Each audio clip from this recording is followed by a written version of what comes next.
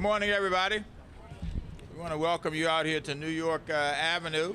This, of course, is one of the most important gateways to the District of Columbia. I was actually out here yesterday. I was at another event, and the event I was at was around Bladensburg in New York, and I got the opportunity to travel this entire route. And I hope people recognize that, you know, I don't know how long it will be, but this is a gateway that will be transformed very significantly over the next several years. Some of you probably have already seen, in fact, there's construction taking place just, you know, almost adjacent to where we are. And then if you go further up, there's a huge piece of property that is now vacant that is where we're likely to have a Walmart. The McDonald's has completely refurbished, redesigned its place up there. So I don't doubt that a lot of these hotels and motels will change over the next several years as well, because this is truly a gateway to the District of Columbia. I'm delighted to be here with our DDOT director, Terry Bellamy, who does an outstanding job. This is a tough job to be able to direct any transportation agency in the nation.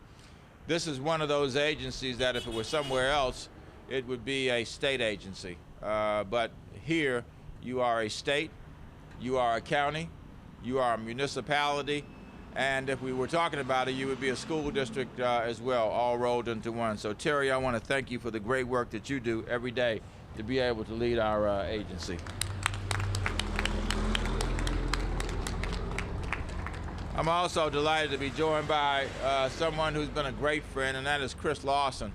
Chris actually heads the division. He's a division administrator within the Federal Highway Administration, and we work with him on almost a daily basis, and he's been a great friend, a great partner, and has really helped us in many instances think through exactly how we would approach some of these projects, and certainly has been mightily involved in this, which is yet another investment in the continuing effort to upgrade the infrastructure here in the city. Many of you probably follow this, but a study I read not so long ago indicated that we probably had around 70,000 bridges and the like across the nation that really were imperiled by decaying infrastructure. And we are included in those, not to the tune of 70,000, of course, but in point of fact, this is a project that is intended to help secure the infrastructure of the District of Columbia as we move forward. And this was certainly not easy.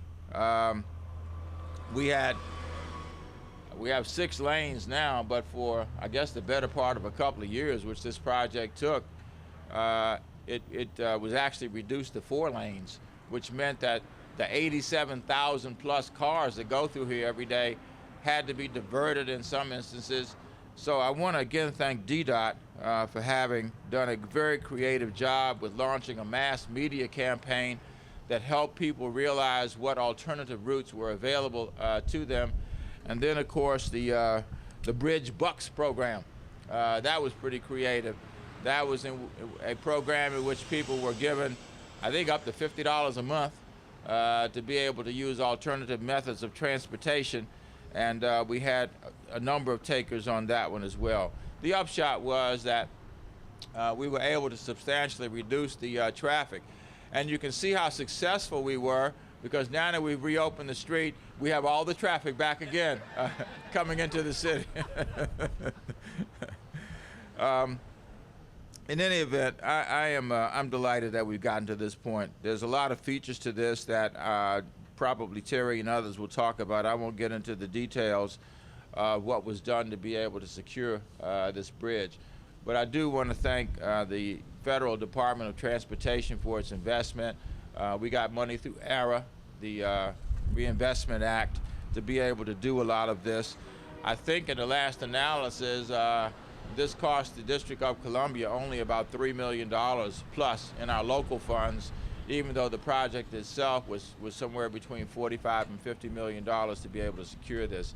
And again, not only the aesthetics of it, but the safety features as well. We also made an investment in a piece of art. We had a federal grant that made that available to us. You can see that down there, which is hopefully a welcoming piece of art. We have the artists with us. I want to thank Lionel Thomas and Judith Terra, respectively, the director and chair of the Commission on Arts and Humanities, who helped work with us to be able to secure the financial support to be able to do this. You think about the arch down in Chinatown, and this has the same kind of symbolism, and that is a welcoming piece of art, if you will, to the District of Columbia. Before I turn it over to Terry, I do want to acknowledge that we're joined by our Deputy Mayor for Planning and Economic Development, who does a fantastic job, Victor Hoskins. For those of you who were with us yesterday, we were at the east side of the St. Elizabeth's campus where we cut the ribbon on a brand new building, a building that will be a catalyst for additional development in the District of Columbia. A lot of excitement and enthusiasm over there yesterday. So again, Victor, I want to thank you, for what you do every day as well. Victor Hoskins. Hey, by the way, as I introduced Terry, have y'all seen the new cabs in the District of Columbia? They really, I'm sure, there's one right there. True story. We don't want people to think, who orchestrated that? We don't want people to think that we have a new cab company that is now cropping up with we're going with uniform colors, and we're trying to accelerate that. And the gray and red that you see is an effort to try to make sure that we have some compatibility in our public conveyances in the city. So you'll notice that they're very much like the circulator and to some extent like the metro buses. We probably have 75 or 100, and there'll be hundreds and hundreds more over the next year that will appear on the streets as all the cabs eventually get converted to that same color. It was just an opportunity to bring that up because they'll be traversing this bridge as well. Anyway, please join. Here we go. Thank you.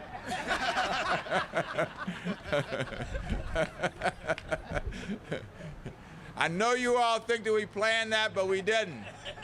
It's that District of Columbia spontaneity. Again, we have a federal partner that we're very excited to work with. He's a great guy. He's very much a part of this city also. So please join me in welcoming a great friend who's worked with us on so many projects. Of course, that is Chris Lawson. Thank you, Chris. I appreciate it. Absolutely. All right. Good morning, everyone. Good morning. It's great to be here today. My name is Chris Lawson, and I am the Division Administrator for the Federal Highway Administration's District of Columbia office. I am here on behalf of the Federal Highway Administrator, Victor Mendez, and today he's unable to be with us. He is traveling to the balmy Puerto Rico. All right. I had to bring that up. Let me first congratulate Mayor Gray. Congratulations, Mayor. Over the past, I would say, 2 to 3 years, I have had the pleasure of being accompanied by the mayor or accompanying the mayor to open up several infrastructure projects throughout the District of Columbia. And it's just been amazing to see how much the Transportation Department has contributed to the vibrancy of the city. So I'd just like to say congratulations to the mayor. This project, the New York Avenue Reconstruction Project, presented great challenges to the Federal Highway Administration and the District of Columbia Department of Transportation.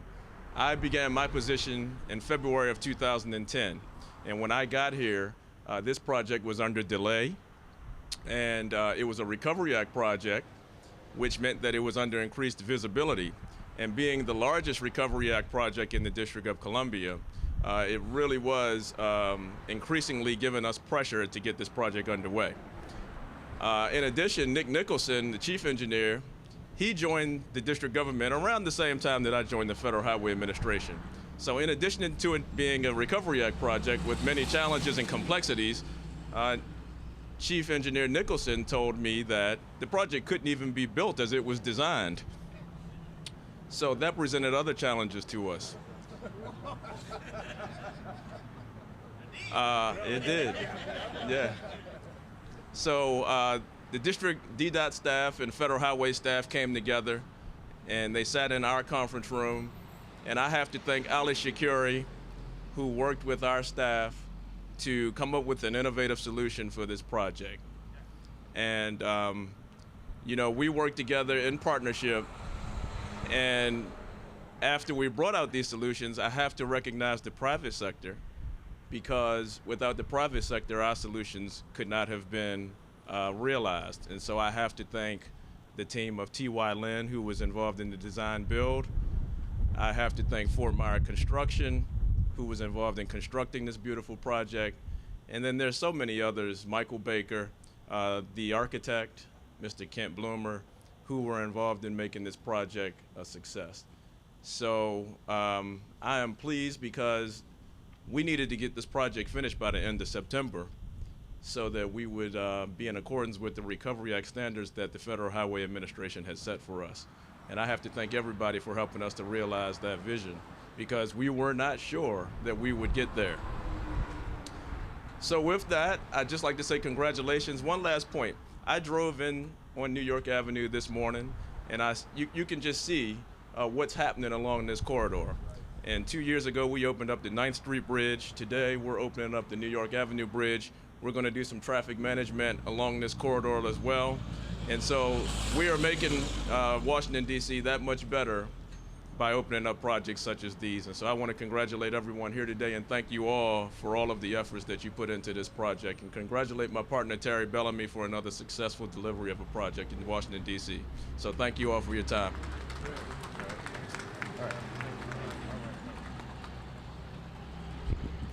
Speaking of opening, I am truly glad that we were able to keep open our government also for the entirety of the shutdown of the other folk. And we have no intentions of closing this government ever again. It just won't happen because, as you all probably noticed, we're not part of the federal government. We are a separate government with our own money, and hopefully we'll continue to tell that story to anybody that will listen. And the person who has helped us do, in a very specific sense, opening, this is yet another opening, and that is the guy who really, I think, has done a fantastic job of leading the district's Department of Transportation. In fact, the first project he did was to get something finished. You all remember 8th Street? That seemed like it was never going to be finished. When I came into office, I said, Terry, you want this job? You better get 8th Street finished by the end of June. And you know what? He didn't even blink. He absolutely moved forward. In fact, he actually finished it 3 days before it was supposed to be finished, and something I didn't even think was possible. Now, you might ask me, where did I get the date of June 30 from? Just made it up as I went along. But he took it as seriously as a challenge, and he absolutely got it done, just like he's done with so many other projects. Please welcome Terry Bellamy. Thank you. Good morning, and I would like to welcome everyone to this brisk October morning. As the mayor mentioned, we're happy to be here today to mark the completion of the New York Avenue Bridge Rehabilitation Project. I got to thank the mayor for his support and his leadership in ensuring that the district remain a safe place for all who travel to and move around the District of Columbia.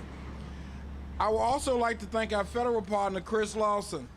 As Chris was telling the story, I remember sitting in the conference room talking about this project.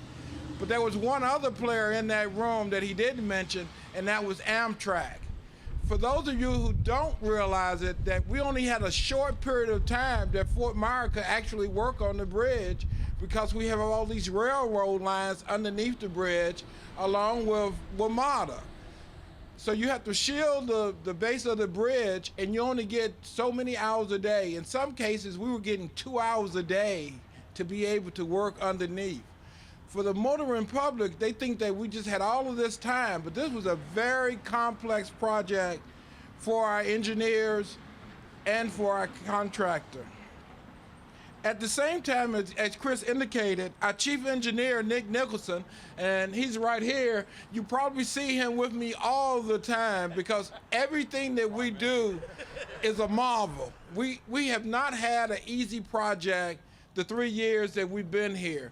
But with the help of the mayor and the mayor, deputy mayors, and our chief officer, Alan Liu, they made it possible for us to try innovative ways to move projects. This was a design-build project. And as Chris Lawson indicated, we had to change our process in order to meet that deadline. So we actually had a design build working with our architects, with our engineering, T.Y. Lynn, with Fort Myers to make this a reality.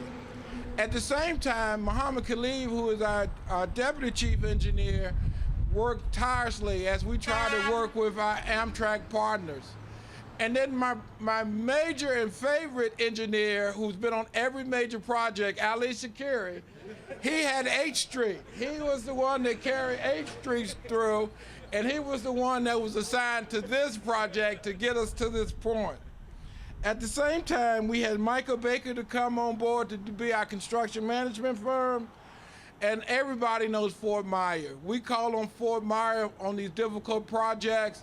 And one thing I have to say, it's not a relationship between DDOT and Fort Myers, but it appears that Fort Myers always get it done. And we want to thank the Fort Myers family for their work again on this project. When we first started, and I'm gonna stop after this one, but I gotta tell the story of Victor Hawk. Victor came to me and said, Terry, you're getting ready to move 90,000 cars off the bridge. You're gonna reduce it down to 2 lanes in each direction. And he said, Terry, you need to go media. You need to pull out every trick out of the bag. And that's what we did. And that's part of One City. The One City team will bring in all of the agencies, all of the deputy mayors to work with us to find solutions to make these projects successful. And then at the end, we went to our art commission to come in and help us with the artwork on this. And it takes all of the agencies within the District of Columbia to make these multi-million-dollar projects success. So again, I want to thank Mayor Gray. We look forward to our next ribbon cutting. We got so many projects that we're working on and coming to the end of. And I want to thank all our sub-consultants, all our CBEs and DBEs that work on this project. We had a very outstanding project. Thank you. Well, Terry, it was a nice nexus to our next speakers. He talked about the Arts and Humanities Commission, chaired by Judith Terra. The executive director is Lionel Thomas, and we want to ask him and the artist who helped to design the arch that we have right back here to come up together and talk about the piece of artwork that we've added to this bridge. First of all, Lionel Thomas, and then Kent Bloomer.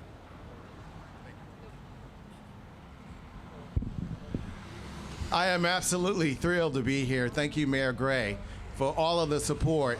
We are very fortunate to be in a city where the arts are valued by all of its citizens, and especially by this administration.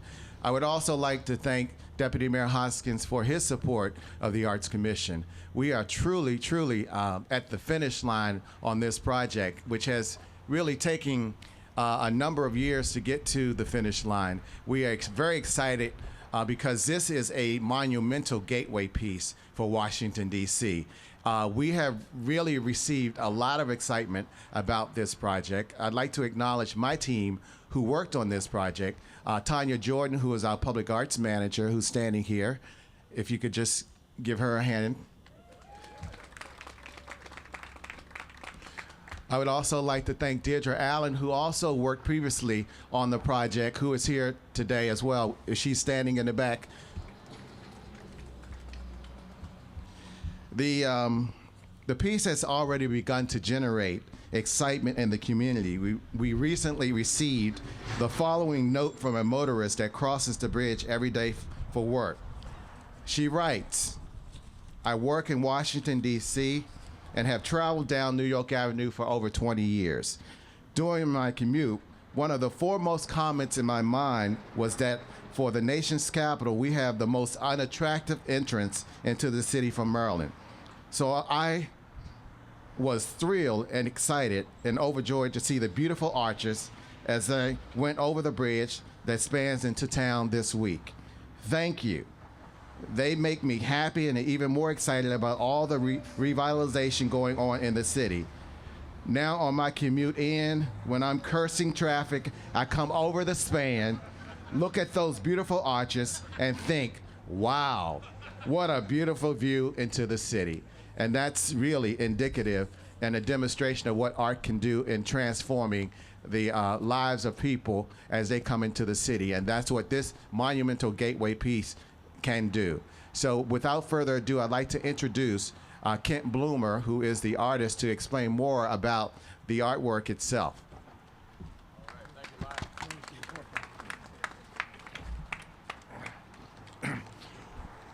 We're from New Haven. I thought we were going to Aruba by coming down. This is more like Nova Scotia. Who knows? I'd like to start, by a couple of thanks. The CAH as a direct client has been colossal, especially the people I work directly with, like Deidre Allen is here, Mary Beth, who's not here, and Tonya, have been partners of the best kind, and thank you. I'd like to just mention two people in my studio, William Jelly and Awana Barak. Awana is here, I don't know where.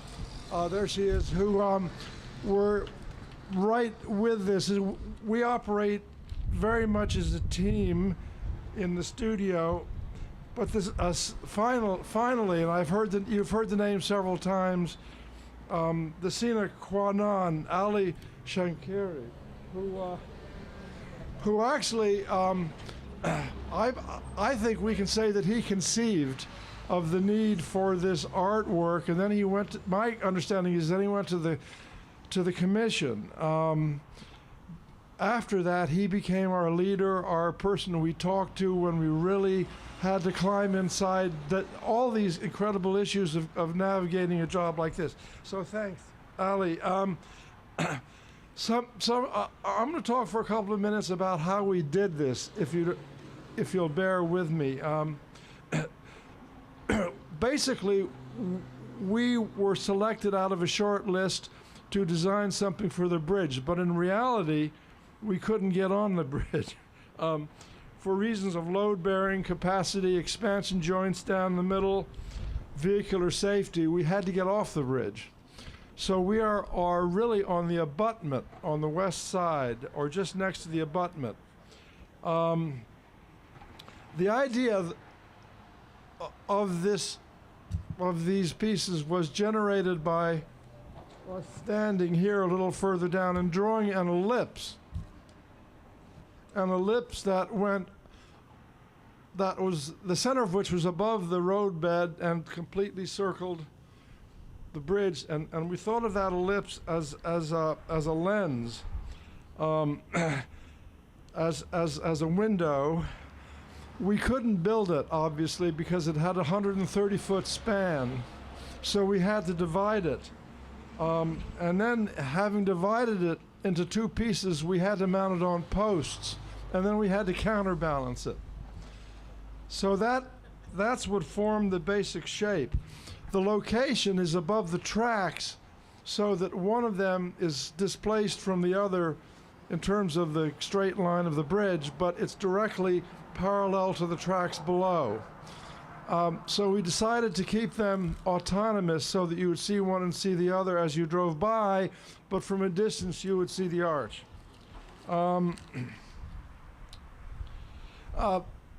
Our practice as a studio is focused on what we call the art of ornament, particularly public ornament, or the idea of ornamenting cities. When you ornament something, you usually ornament a utilitarian object like a bowl or a bridge or a building. Ornament connects to a utilitarian object. What we try to connect to is a city. And I'll come back to this in a minute. My own background is in physics, sculpture, and architecture. And in our studio, which is an art studio, we have sculptors, we have architects, we have painters, we have dancers, we have poets, we have craftsmen. So inside the studio, it's a family from the arts, and we talk to each other in these different languages. So,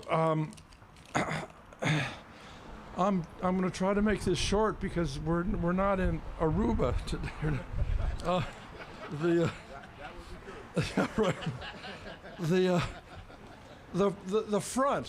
The front of this is on this side. We consciously have a front back, and so if you look at it from here, what you see is the front, and the other side is the back. And we're not turning our back on NOMA. It is part of, in a sense, it's an extension of NOMA's idea, right onto the bridge. So it's a door, and when you ornament a doorway, you ornament the outside. You don't ornament the inside. So it'll be illuminated at night, and I believe tonight it'll be turned on. Although when we came in on the train, we saw it turned on. They were testing it. And I would say in about 2 weeks, the lighting will be fully calibrated and brought up to a high level. Alexander Cooper is working on it. He is the third lighting consultant we've had. We wanted somebody here. He's a brilliant lighting person. He works for the Smithsonian, and he will be tuning it. And it will have a very slow motion. It'll try to imitate nature. And eventually, we hope that we'll eventually be able to illuminate the west side. So I hope I've explained some of the ideas. Thank you very much. It's a tremendous pleasure, and thank you, Mayor Gray.